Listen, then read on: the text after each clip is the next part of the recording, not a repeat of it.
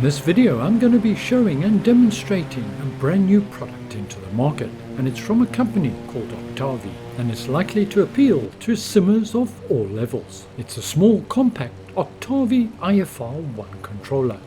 In addition to being small, there's no setup or configuration headaches. Ideal for those that can't allocate a lot of space to their flight sim, or perhaps you want to sim whilst you're traveling. The small form factor means it's going to fit comfortably into just about any simming space. It's simple to use, multifunctional, so I think it's time we took a look. Welcome on board the Sim Hangar. My name's Mark. Thank you as always for watching, and let's get started. It's evident to me a lot of thought went into the size of the unit itself, despite the fact that it can fit into the palm of your hand. The functions and features are readily accessible and usable. Significantly, it comes with a dual rotary dial, with a lovely tactile feedback, reminds me of the Knobster, and the overall impression is one of quality. Comes with 1.5 meter USB-C to standard USB connector, rigid plastic casing with what feels like rubberized buttons.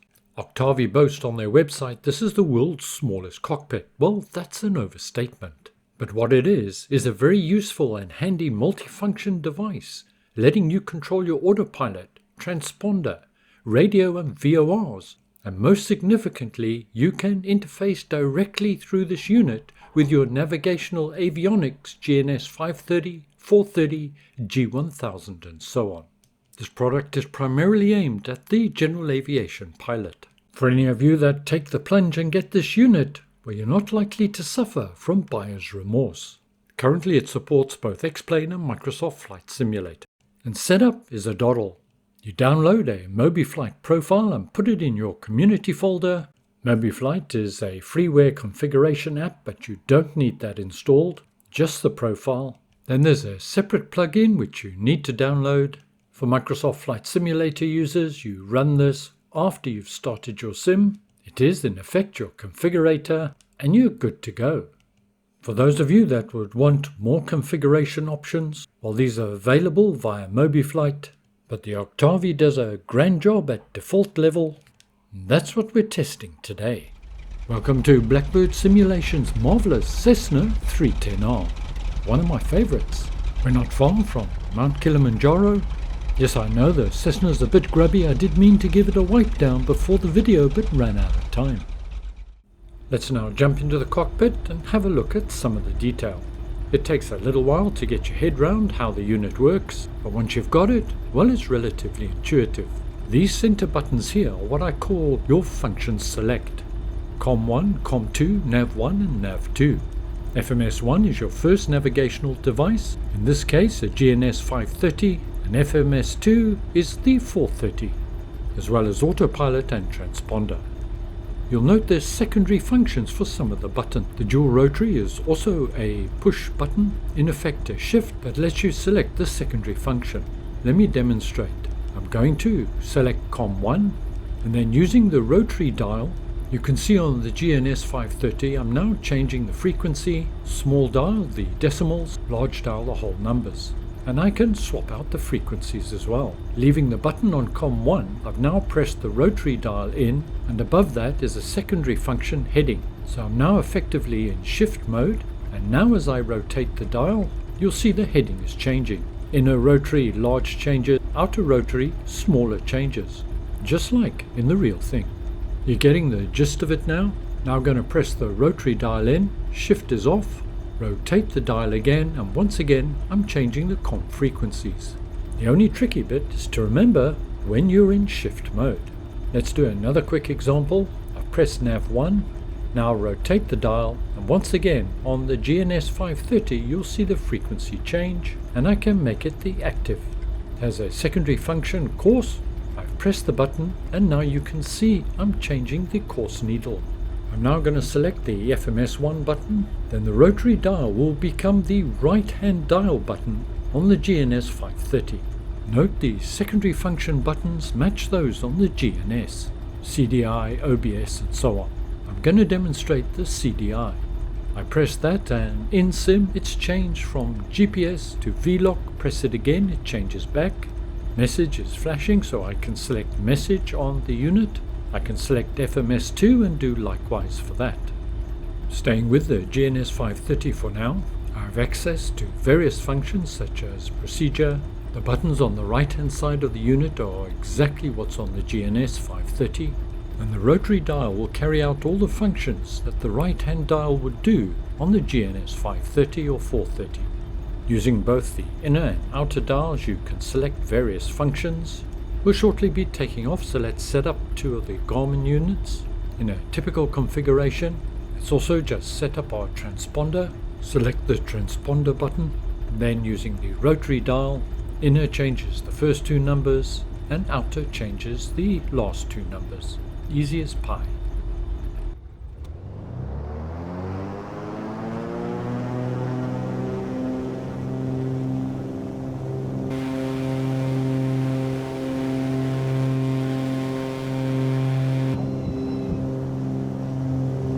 Let's see how well this autopilot works. Autopilot function selected, autopilot on, heading on, and alt on. We can see the relative selected options on the autopilot panel in Sim reflect the buttons that we pressed on the unit. The aircraft is now maintaining heading and altitude on the autopilot. All good here.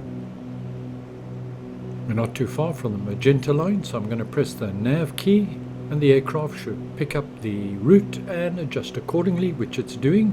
Let's just change the heading quickly. Oh, that's the COM. Forgot to go into shift mode by pressing the button. I've now done that and changed the heading. I'll now come out of nav mode and go to heading mode, and the aircraft is adjusting accordingly. That's working perfectly. Back to nav mode. With this unit giving you control of the right hand rotary dial, you can enter a full flight plan as well as make adjustments to existing flight plans. Here for example, I'm going to choose the waypoint user 02. I've used the rotary dial exactly as I would in Sim. I'm now selected direct to. I'll press enter and enter again to activate, and we can see the autopilot and aircraft reacting immediately to the new route.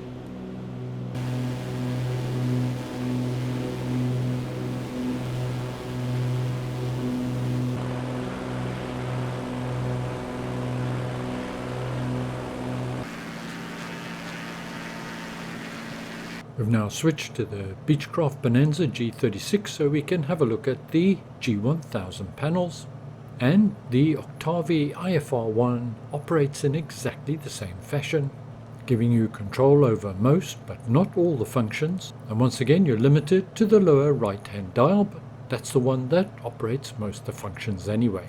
I'm not aware that it's compatible in any way with the Garmin 3000 5000 units, and that's not stated on the developer's website either. But all your standard nav, com, etc. work just fine with the G1000, as does the autopilot. If you had an aircraft with more bespoke or non-standard calls and functions, then you'd have to use something like Mobi Flight to configure it. But I am aware that the developers are working on additional profiles, and interestingly including the fly-by-wire A320. Looking forward to that. A couple of obvious questions spring to mind, the first of which is Xbox compatibility. It is not Xbox compatible, but the developers do have that in mind. It requires a change, as any Xbox compatible peripheral needs a chip in it. It's a security function, but they are hoping to develop that, but it's going to be towards the end of 2024 most likely. After having extensively tested this unit, I made one observation in that the transponder mode is not changing, and the developer has acknowledged this. They're working on it.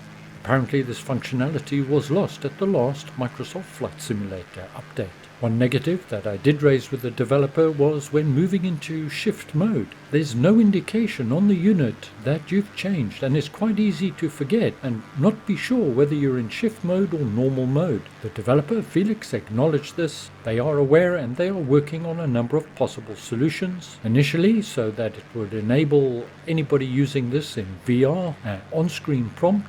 The rotary knob in particular is very usable in VR and is certainly a practical option, but at this point it's unlikely to replace my Lobster. They're also looking further down the line to have a firmware update, which would mean the buttons on the unit itself would flash when in shift mode, and the fact that the developers are aware of these issues and working on fixes is encouraging indeed.